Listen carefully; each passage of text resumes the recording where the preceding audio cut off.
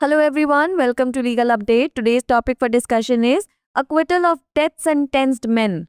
Why in news? Recently, the Supreme Court in X versus State of UP acquitted two men who had been sentenced to death in a child rape and murder case in Uttar Pradesh. The court found serious flaws in the investigation and trial, which led to the failure of the prosecution's case. Background of the case: two men were sentenced to death and life imprisonment for the brutal rape and murder of a 12-year-old girl in September 2012. The case was based solely on circumstantial evidence, including the discovery of victims' belongings near the accused field. The prosecution failed to establish a credible chain of custody for the DNA evidence and made several procedural errors. Investigators failed to question crucial local witnesses from the vicinity of the crime scene, raising doubts about the thoroughness of the investigation. The prosecution failed to provide credible evidence, and the case was based on weak circumstantial evidence, leading to the acquittal of the accused. What were the court observations? The Supreme Court bench, comprising of Justices Vikram Nath, Sanjay Karol and Sandeep Mehta, observed that the DNA report was improperly admitted via an affidavit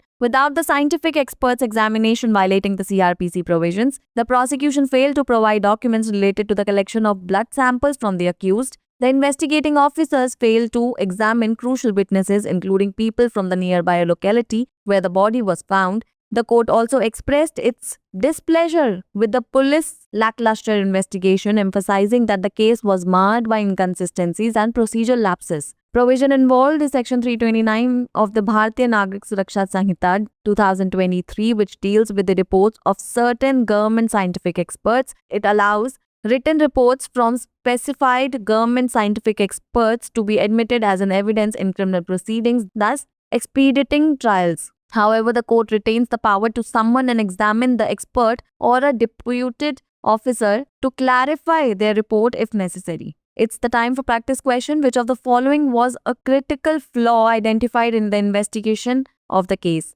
Option A, the prosecution failed to present a credible DNA report. Option B, the investigators failed to examine any neighbors near the crime scene. Option C, no documents were produced for the collection of blood samples from the accused. And option D, all of the above. Pin down your answers in the comment section below.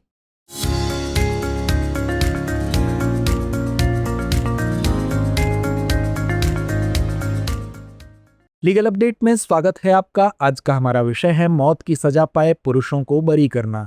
आइए सबसे पहले जानते हैं ये चर्चा में क्यों है। हाल ही में सुप्रीम कोर्ट ने एक्स बनाम उत्तर प्रदेश राज्य मामले में उत्तर प्रदेश में एक बच्ची के साथ बलात्कार और हत्या के मामले में मौत की सजा पाए दो लोगों को बरी कर दिया।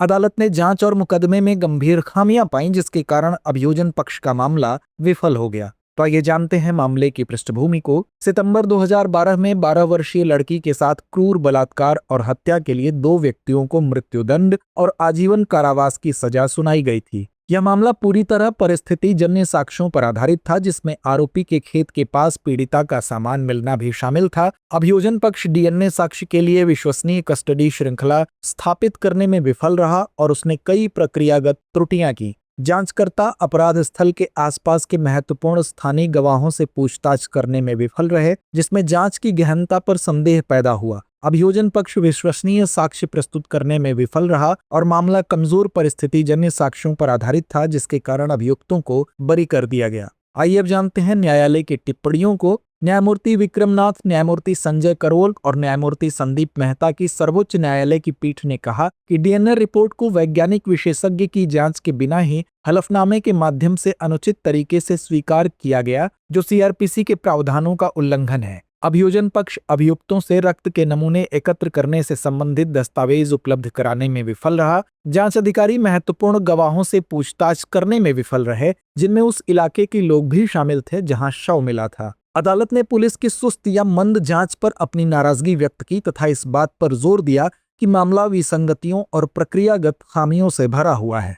आइए अब जानते हैं धारा 329 BNSS के बारे में। भारतीय नागरिक सुरक्षा संहिता यानी BNSS 2023 की धारा 329 कुछ सरकारी वैज्ञानिक विशेषज्ञों की रिपोर्ट से संबंधित है। यह निर्दिष्ट सरकारी वैज्ञानिक विशेषज्ञों जैसे रासायनिक परीक्षण या फोरेंसिक प्रयोगशालाओं के निदेशक की लिखित रिपोर्ट को आपराधिक कार्यवाही में साक्ष्य के रूप में स्वीकार करने की अनुमति देता है, जिससे मुकदमों में तेजी आती है।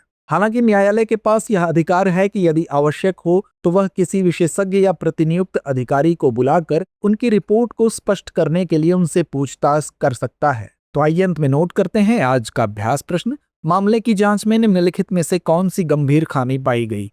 विकल्प ए, अभियोजन पक्ष विश्वसनीय डीएनए रिपोर्ट प्रस्तुत करने में विफल रहा। विकल्प बी, जांचकर्ता अपराध स्थल के पास किसी भी पड़ोसी की जांच करने में विफल रहा।